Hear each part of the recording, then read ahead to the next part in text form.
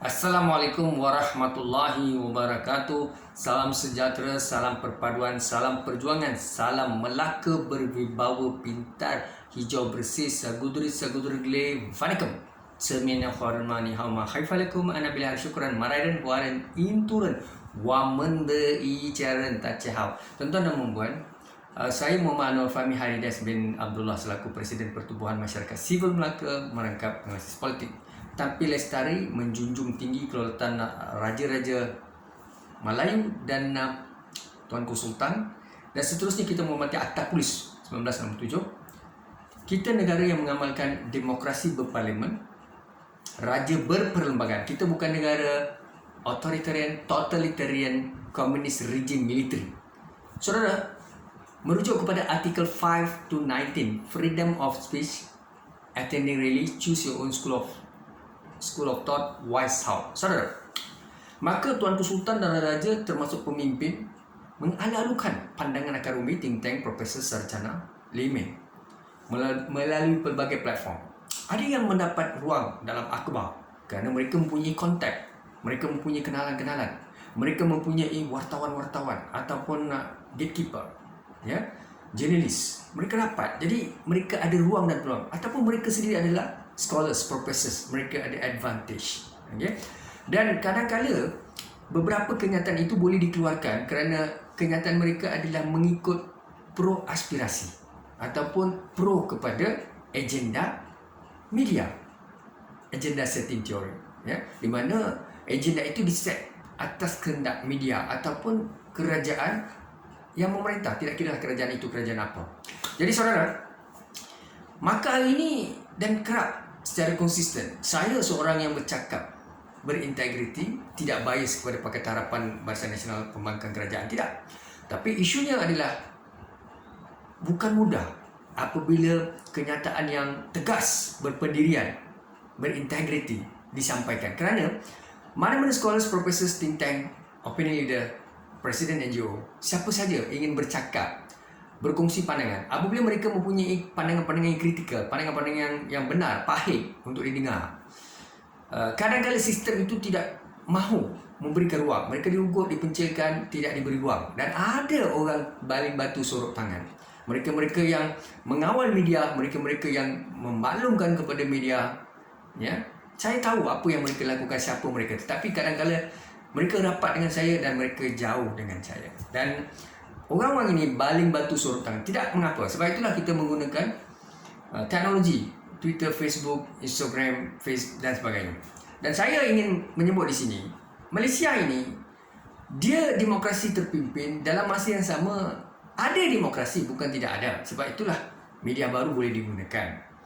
Namun persoalannya, mereka tidak memberikan peluang kepada scholars, professors, think tank, layman, presiden NGO bercakap dalam media perdana ataupun media rasmi, elektronik media, printed media, broadcast media dan sebagainya. Apa yang berlaku adalah mereka akan memberi ruang dan peluang kepada profesor, think tank, presiden NGO, kesatuan, persatuan, siapa saja yang sebenarnya mereka-mereka ini mempunyai ikatan, mereka mempunyai saudara mara, keluarga, suami isteri yang bekerja dalam sektor media untuk membantu mengangkat agenda institusi, organisasi, Federal State Local Government, GLCs, company dan sebagainya. Ini berlaku, tidak mengapa. Inilah kita sebut demokrasi. Tetapi demokrasi yang bagaimana? Janganlah demokrasi yang sebenarnya, retorik saja demokrasi tidak berlaku. Baik, hari ini kita membincangkan isu berkaitan dengan, saudara, saya mau sebut di sini, selepas hampir 65 tahun, 66 tahun kita merdeka, ya saudara, persoalannya adalah mengapa isu peribumi Melayu digempar-gempurkan oleh pihak yang tidak bertanggungjawab. Bagi saya begini, selagi kita memiliki perlembagaan persekutuan, undang-undang yang paling tinggi di Malaysia adalah Perlembagaan Persekutuan, Federal Constitution. Saudara, undang-undang itu paling tinggi. Maka enactment atau ordinan yang bercanggah dengan Federal Constitution ataupun perlembagaan dibatal. Maksudnya, enactment negeri, enactment syari'i ataupun akta, ordinan ini Sabah Sarawak, mana-mana yang tidak setara ataupun tidak secocok ataupun tidak menyokong hak kebebasan ataupun apa yang termaktub dalam perlembagaan, maka dia batal. Ya. So itu yang disebut Federal Constitution, perlembagaan sultan adalah paling tinggi. Ya, akta enactment antara negeri ataupun disebut ordinance, ya, dia batal. Baik.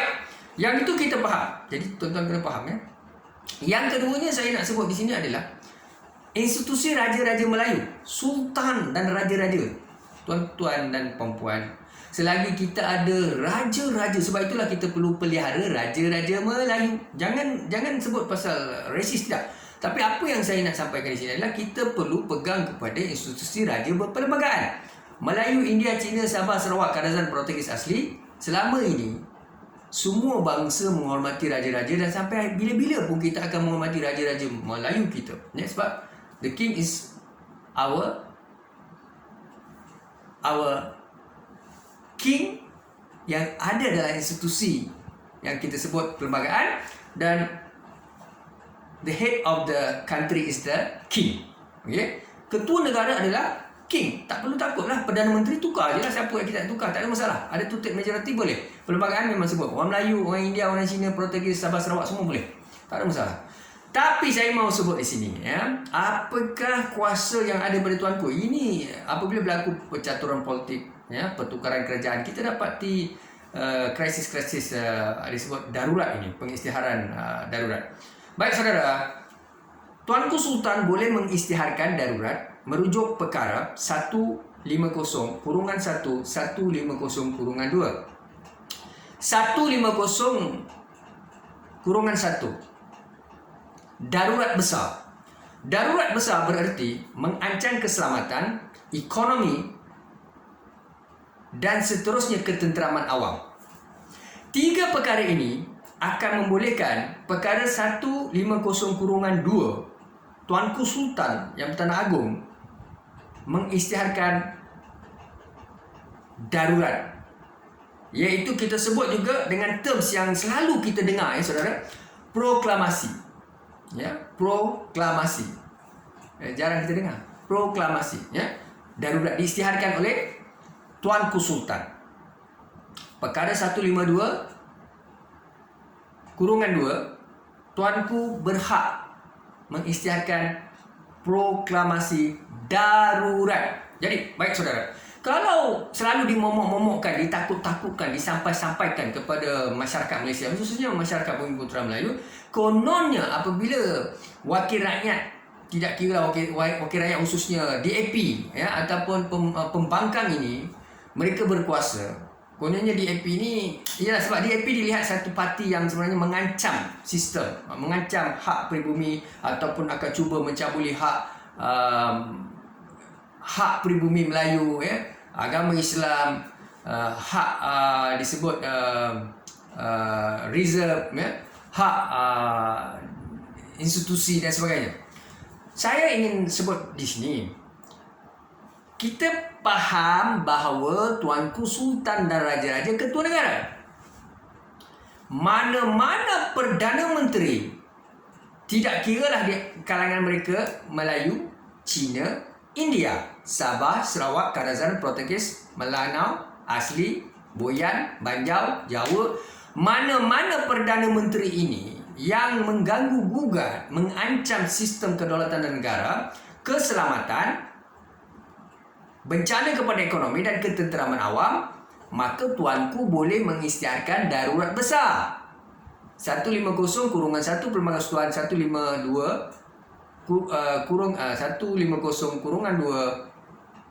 Federal Constitution Perlembagaan Sultan, Tuanku Sultan boleh mengisytiharkan proklamasi darurat. Jadi kita tidak perlu bimbang. Katakanlah Perdana Menteri itu mengancam keistimewaan orang Melayu, menggugat hak orang Melayu, menggugat hak pribumi, seperti mana yang digempar-gempurkan, ngomong-ngomong kosong kata orang Jawa, digempar-gempurkan, dihasut, disampaikan di situ, ditakut-takutkan, dimomok-momokkan, ideologi politik untuk mereka memastikan pengundi-pengundi menyokong mereka. Jadi bagi saya begini, sebenarnya kita perlu faham undang. Dan apakah kuasa Raja-Raja Melayu? Sebab itu kita perlu jaga Raja-Raja Melayu. Jadi kekal Raja-Raja Melayu kita memang kekal sampai bila-bila. Tak ada masalah. Memang itulah yang kita perlu lakukan, mempertahankan institusi Raja-Raja Melayu. Jadi persoalannya, janganlah kita menidakkan apa yang ada dalam Perlembagaan Persekutuan dan amalan demokrasi berparlimen. Contohnya, tuan-tuan kun fayakun kita dilahirkan. Okey, katakan kita dilahirkan sebagai bumi putera Melayu, kun fayakun, maka kita bumi putera. Tapi kalau kita dilahirkan sebagai Cina, India, mereka bukan bumi putera, itu takdir mereka.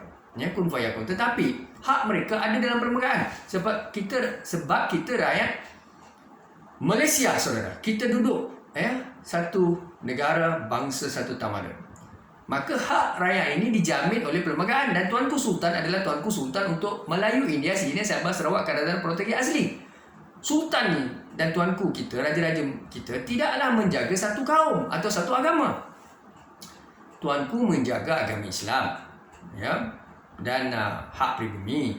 Dan tuanku juga menjaga hak masyarakat lain, kebajikan masyarakat lain, termasuk agama masyarakat lain. Mana agama ni? Maknanya tuanku merujuk perlembagaan dan tuanku mahukan perpaduan kaum, tidak ada rasism, tidak ada perkauman, dan semua masyarakat boleh mengamalkan kehidupan sosio budaya mereka, mencari rezeki, sentiasa menjaga perpaduan keutuhan kaum dan tidak boleh sesekali mempertikai agama masing-masing. Tapi perlu diingat, bahasa kebangsaan adalah bahasa Melayu, agama federal, agama persekutuan adalah agama Islam. Itu kita maklum.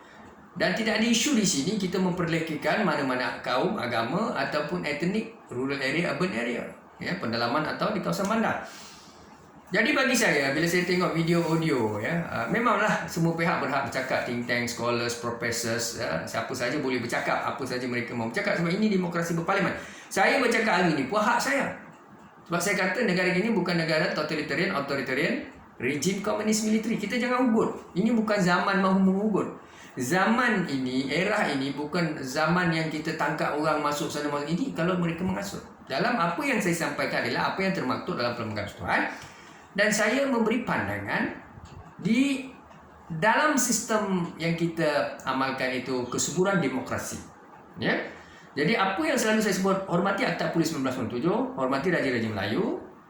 Selalu saya sebut perkara 5 hingga 19, freedom of speech, itinerary, choose your own school of thought, wise out. Baik saudara, ingat, hormati hak pribumi Melayu, hak beragama, hak masyarakat lain, hak beragama masyarakat lain. Dan jangan kita menggunakan platform politik ini dan memberi maklumat palsu, fake news ataupun kenyataan-kenyataan yang tidak mencerminkan apa yang termaktub dalam perlembagaan, sehingga kan pengundi-pengundi ini takut dan bimbang kepada satu kaum dan satu bangsa atau wakil rakyat. Yang paling penting, scholars and professors. Saya merayu kepada professor, scholars, think tank, majlis profesor negara. Yalah, mereka-mereka ni frontliner. Yang mereka yang ada kekuatan, yang selalu sangat dalam media, dalam menulis artikel, dan sentiasa diberi ruang, broadcast media, electronic media, printed media. Apa kata tuan-tuan mencegah kleptokrat, mencegah perasuah, mencegah perlakuan-perlakuan salah guna kuasa, pemimpin yang mengumpul harta berbilion-bilion. Tuan-tuan tulis tentang itu. Tuan-tuan tulis tentang amalan kleptokrat. Tuan-tuan hebahkan, bentangkan dialog, debat tentang rasuah menjahanamkan sistem negara dan pembangunan tamadun bangsa. Cerita kebenaran. Jangan jadi profesor, sarjana, scholars, frontliner. Kita mengampu. Kita bercakap benda yang tidak benar. Tak boleh lah. Bila scholars yang ada peluang, Allah Ta'ala pegang kita. Allah Ta'ala akan tanya kita di akhirat. Alam barzah, alam kubur, alam akhirat. Jangan kita ada kedudukan, seperti Tun Mahathir kata, mengampu, menjilat, apa lagi makan dedak. Ini ayat Tun Mahathir, bukan ayat saya. Jadi itulah disebut tentang kleptokrat. Saya tidak sebut Tun Mahathir itu bersih. Dan saya tak sebut saya ni bersih. I throw the ball to the wall, the ball bounce back to me. Saudara, scholars, profesor dan sebagainya, kita kena berjuang habis-habisan. Tidak kira lah dalam parti politik Pakatan Harapan, Barisan Nasional, UMNO, DAP, Amanah, PKR, GPS, warisan. Corruption sangat berlasa dalam kalangan wakil rakyat.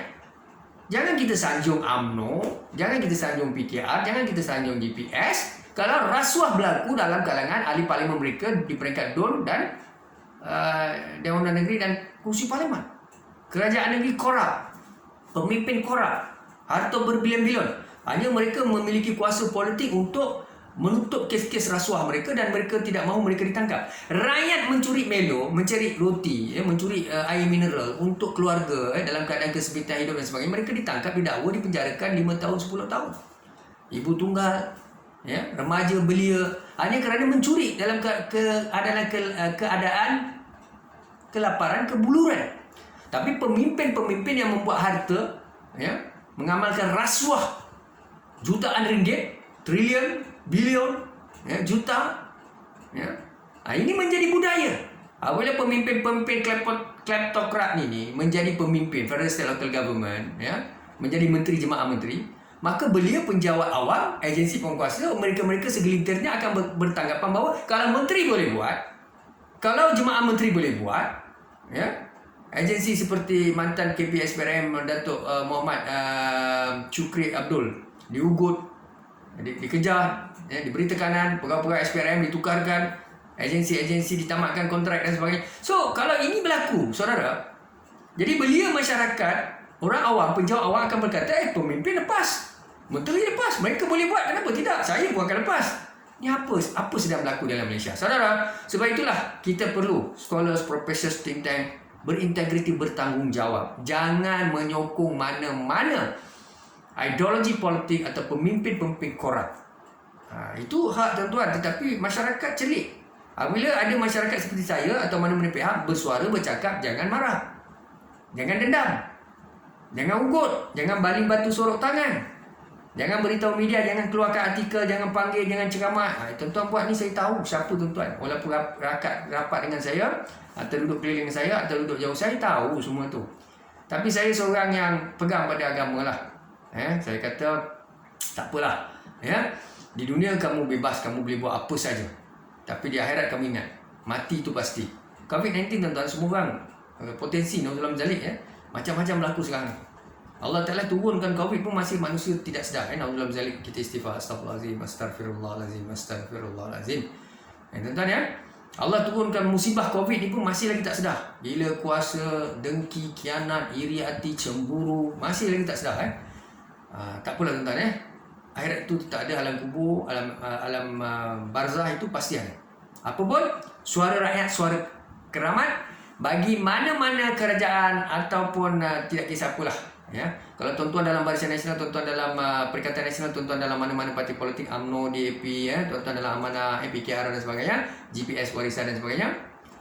Kalau tuan-tuan benar-benar berintegriti, bermaruah, berprinsip, tidak pernah korup, saya doakan yang terbaik untuk tuan-tuan di dunia akhirat. Tapi kalau tuan-tuan korup, tuan-tuan jangan cuba-cuba menipu rakyat, menipu Tuanku Sultan.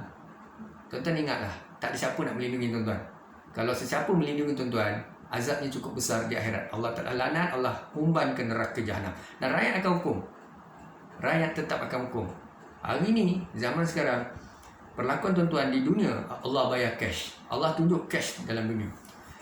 Jadi tuan-tuan dan puan, saya bercakap ni bukan untuk mengajar sesiapa, tapi pentingnya hak saya, hak rakyat perlu diberi. Begitulah saya menghormati hak tuan-tuan. Tetapi ingat, bentuklah masyarakat seperti mana Raja Nazrin sebut. Tuanku dulu Yang Mulia Raja Nazrin, Sultan Perak, perasuah, pengkhianat negara, tidak kiralah agama, kaum, bangsa. Kita jangan menyimpan, melindungi, memberi ruang dan peluang untuk mereka mentadbir urus negara ini, institusi, organisasi. Dan dalam semua sistem, kleptokrat dan pemimpin menjilat, mengampu, makan dadak ni ramai. Jadi kalau tuan-tuan tengok dia scholars, dia profesor, dia think tank, dia presiden NGO, dia opinion leader, dia student leader, tak semestinya mereka berintegriti. Yang menjilat ini ramai sangat. Sebab itulah mantan ketua SPRM Malaysia diugut, dikejar, diancam bunuh. Dan pegawai-pegawai SPRM ditukar-tukarkan. Ini kezaliman. Begitu juga agensi lain. Tan Sri Abdul Hamid Badur menyatakan perkara yang sama. Bagaimana beliau ditamatkan kontrak, begitu juga Datuk Ayub Khan Maidin PC menyatakan ancaman bunuh, ancaman sihir, tidak tidak cukup dengan kasar mereka main halus. Beliau diugut dan beliau kata, hidup sekali mati sekali. Selagi saya beruniform, saya akan buat tanggungjawab saya. Rezeki saya Allah Ta'ala yang beri. Kenaikan pangkat, kedudukan saya. Saya bukan pengampu, bukan penjilat, bukan pemakan dada. Itu saya tambah. Tapi beliau kata, beliau tidak mengharapkan apa-apa ganjaran. Beliau akan buat yang terbaik untuk negara, bangsa dan negara. Dan beliau tidak takut kepada ancaman dan hukuman. Saudara, itulah yang kita mahukan daripada semua ketua jabatan, ketua pusat tanggungjawab. Jadi, siapa jadi kerajaan? Saya mohon kepada Tuanku Sultan dan Raja Melayu, Istana Negara Seri Paduka Baginda, Kerajaan Seri Paduka Baginda, Tuanku Sultan, Raja-Raja Melayu. Kita minta Tuanku, ampun Tuanku, ampun Tuanku, ampun Tuanku. Tuanku, Patik mohon pada Tuanku, lantiklah ketua jabatan yang berintegriti, beraccountability, berakhlak, ya, bersih, amanah. Jangan kleptokrat. Begitu juga kerajaan. Tuanku, kami rakyat mengharapkan Tuanku saja dan Raja-Raja Melayu. Janganlah melindungi kleptokrat, pemimpin-pemimpin ini. Tolaklah budaya rasuah. Tolaklah budaya-budaya yang memberikan kita ganjaran. Kerana kita semua akan meninggal dunia. Azabnya pedih. Malu Tuanku. Kita umat Islam. Kita ada ulama, kita ada mufti.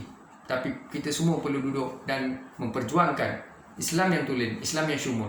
Haram tetap haram, halal tetap halal. Pemimpin yang korup tidak kira Melayu, India, Cina, Sabah, Sarawak, Kedah dan Pulau. Tapi yang paling mustahak adalah Melayu Islam. Kerana kita Islam benchmark, contoh. Tapi kalau kita kleptokrat, kita perasuah, ya, kita orang zalim, siapa nak jadikan contoh? Jadi Tuanku adalah benteng terakhir kami. Kalau Tuanku sendiri mengizinkan kleptokrat ni, jahanamlah negara Malaysia ni, tuan-tuan. Tuanku, ampun Tuanku, ampun Tuanku, ampun Tuanku. Tolonglah dengar pandangan Patik ini. Patik mohon merayu demi kesejahteraan rakyat. Tolaklah pemimpin kleptokrat, wakil rakyat kleptokrat. Mana-mana sekolah profesor think tank, Tuanku panggil mereka memberi pandangan, tetapi mereka kadang-kadang bukan beri pandangan yang genuine, yang tepat. Memakan dada, menjilat, mengampu ramai. With that, syukran dan terima kasih. Assalamualaikum warahmatullahi wabarakatuh.